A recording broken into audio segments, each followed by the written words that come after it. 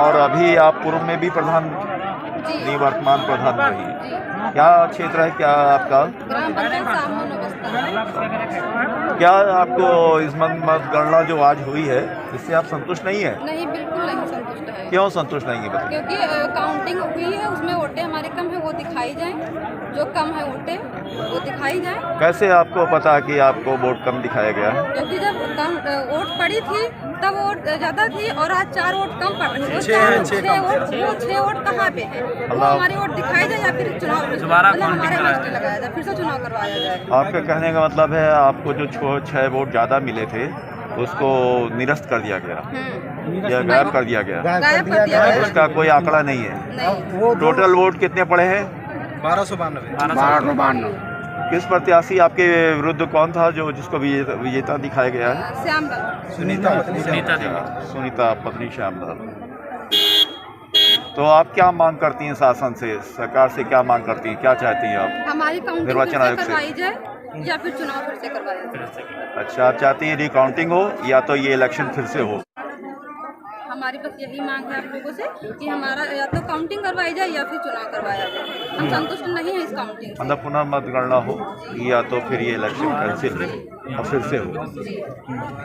आपको क्या लगता है, बहुत बड़ी धांधली की गई है, साजिशन की है, सरकार के भी हाथियों ने साथ दिया है या कोई भूल त्रुटि हो सकती है या जानबूझकर साजिशन आपको हरवाने के लिए? साजिश हुई, धांधली ही हुई है। क्योंकि ऐसा नहीं है, हमारी जनता भी कुछ है, हम भी जानते हैं हमारा कितना है मत कितना है। ये तो नहीं है कि हम लोग इतने अनजान नहीं हैं। आपके मतगणना आपकी जो थे समर्थक एजेंट के सामने बैठे थे मतगणना में पोलिंग, उनके आंखों के सामने ये सब हुआ है। एजेंट हम लोग थे। साजिश अगर नहीं होती तो ये अच्छा, एजेंट भी था मतगणना। अच्छा, आप पोलिंग एजेंट थे? हाँ। आपकी आंखों के सामने क्या हुआ? हमारी आंखों के सामने ये हुआ कि जब जैसे वोट उसमें जिला पंचायत का भी पड़ा हुआ था और क्षेत्र पंचायत का भी था, प्रधान का भी था। उसके बाद वो सारी वोट छाट करके वो एक किनारे बहुत दूरी पर, हमसे कम से कम 3 मीटर की दूरी पर अपने आप चुपचाप गड्डी बना दी गई। उसमें पता नहीं कि हमारे निशान की वोट उसमें गड्डी में घुसेरी जा रही है। पर्ची से चुनाव हुआ है? हाँ, पर्ची से हुआ। सारा चुनाव पर्ची से हुआ? हाँ, सारा चुनाव पर्ची से हुआ है। उसमें हमको आशंका ये भी है कि हमारे किसान की वोट इमली की गड्डी में लगा करके 50 की गड्डी बना करके हमको दिखा दिया गया कि इनकी गड्डी इतनी है, इनके वोट इतना हो। तो कोई पर्ची पे नंबर भी पड़ा हुआ था क्या? पर्ची पर नंबर कोई नंबर नहीं था? जानकारी नहीं। कोई नंबर नहीं था पर्ची पे? नो।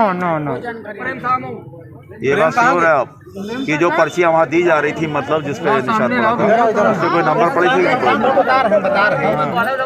आ जाइए। हाँ, पर्ची सर, पर्ची पे कोई नंबर पड़ा हुआ था जो पर्चियाँ जमा की गई हैं? पर्ची पर नंबर अब वही लोग डाले थे, वही लोग जाने सर। हम लोग तो अपना मोहर लगाकर वहाँ पर जमा कर दिया।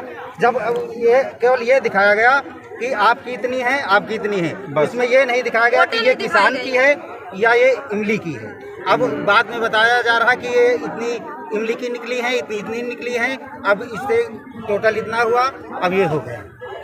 इससे हम संतुष्ट नहीं हैं। चुनाव में वोट आप किसी भी उच्च अधिकारी की निगरानी में किसान की वोट अलग छांटकर निशान को देखकर और इमली की अलग देखकर, अगर चुनाव में हमारा प्रत्याशी हार रहा है तो हम टोटल 1292 वोट डाला है। और टोटल कितने वोट थे? 1286 निकले। 1286 उसमें निकला है। अच्छा, 6 वोट कहाँ गए? जब हम देखे कि मतलब 6 वोट मेरी, ये पहले वाले बूथ में 580 वोट पड़ा था, उसमें 578 वोट निकला। दूसरे वाले में पड़ा था 430, उसमें 426 वोट निकला। हमने उनसे बोला, बहुत चिल्ला के बोला, पहले हाथ जोड़ के बोले कि मेरे वोट ये गए कहाँ। तब उन्होंने कहेंगे हमसे क्या मतलब कहाँ गए। फिर हमने कहा मेरा हाथ जोड़ के निवेदन है कि आप फिर से काउंटिंग करवा दीजिए। तो कहने लगे कि आप जाइए मतलब एसडीएम साहब से बात करिए। वहाँ मैं गया, हाथ जोड़ के उनसे बोला कि मेरी 6 वोट कम है तो इनकी फिर से मतलब गिनती करवाई जाए। तो कहने लगे गिनती कुछ नहीं हो पाएगी। उसके बाद हम उनके मतलब एप्लीकेशन भी एक लिख के दिए वहाँ पे। उसके बाद जब 4 बार गए हम उनके एसडीएम के रूम में, 4 बार गए उनके। ठीक है, उनसे हम बोले कि मतलब मेरी गिनती कराई जाए। उन्होंने कहा गिनती नहीं हो सकती तो नहीं हो सकती है। उसके बाद हम फिर गए, उनके हाथ जोड़ के खड़े हुए। हमने बोला कि मतलब मेरी गिनती करवा दी जाए फिर से, क्योंकि मेरे 6 वोट गए कहाँ। ठीक है, तो वो मतलब कह रहे हैं हमसे क्या मतलब है। फिर उसके बाद में मतलब उन्होंने पुलिसकर्मियों को इशारा किया और हमको धक्के मार के बाहर निकाल दिया गेट। जबरदस्ती हमको निकाल दिया वहाँ गेट से, भगा दिया गया और पुलिसकर्मियों को सुने भी नहीं। धक्के मार पेटियां सील करवाई। ठीक है, हमारे यहाँ 3 बूथ बने हुए थे, 119, 120, 121। 119 नंबर में 580 वोट पड़े, 120 में 430 वोट पड़े, 121 में आपका 282 वोट पड़े। ठीक है, उसके बाद मैं यहाँ काउंटिंग सेंटर पे भी मैं एजेंट बना, क्योंकि मैं प्रतिनिधि धान का प्रतिनिधि था। ठीक है, उसके बाद यहाँ पे जब कक्षा जब खोला गया तो उसमें जो बूथ नंबर 119 था उसमें 580 की जगह 578 वोट निकले, 2 वोट गायब हो गए। ठीक है, और 430 वाले में 426 वोट निकले। ठीक है, उसका हाँ 4 उसमें गायब हो गए। उसके बाद मैंने इसका संज्ञान भी लिया। उसके बाद मैंने कई बार रिक्वेस्ट भी की, डीएम साहब के, एसडीएम साहब के पास भी गए, एआरओ के पास भी गए, मैंने लिखित एप्लीकेशन भी दी जो ये निम्नवत है। ठीक है, ये एप्लीकेशन उन्होंने ये कह के रिजेक्ट कर दिया कि नहीं ये फटी है, जाओ जो भी आपको करना हो कर ली। ठीक है, इसमें मैं कुछ नहीं कर सकता हूँ। ठीक है, मेरे ऊपर से दबाव है। ठीक है, उसके बाद मैं उनसे फिर से मैंने उनसे रिक्वेस्ट की कि साहब कुछ हमारी जो 6 वोटें गायब हैं, जो हमारी 1292 वोट पड़ी थी, जो हमें आप 1286 वोट दिखा रहे हैं, 6 वोटें आखिर मेरी गई कहाँ? जो मेरे मतपत्र हैं वो आखिर कहाँ आपने की? हो सकता हो कि काउंटिंग में मिस वो हो गया हो या चिपक गई हो, तो मैं चाहता था कि दोबारा काउंटिंग हो। मैंने बहुत रिक्वेस्ट की, बहुत सारे उनके पास दलीलें अपनी रखी, सारी चीज़ें की, उसके बावजूद भी उन्होंने कुछ नहीं किया। ठीक है, और जब 4 बार कम से कम मैं एसडीएम साहब के पास गया, उन्होंने उसके बाद फिर एक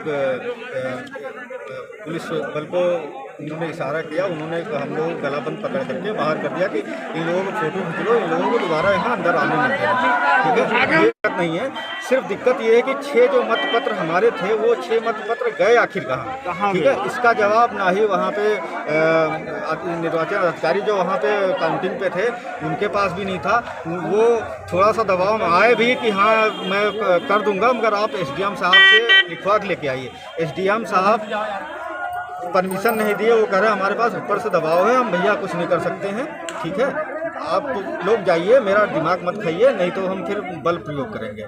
ठीक। उसके अलावा मैं दूसरी एप्लीकेशन में देने जा रहा हूँ थाना अध्यक्ष साहब को कि ये बूथ संख्या ये ऐसे ऐसे करके है, इसका संज्ञान लिया जाए या फिर से काउंटिंग कराई जाए या फिर इसका चुनाव निरस्त करके फिर से चुनाव कराया जाए।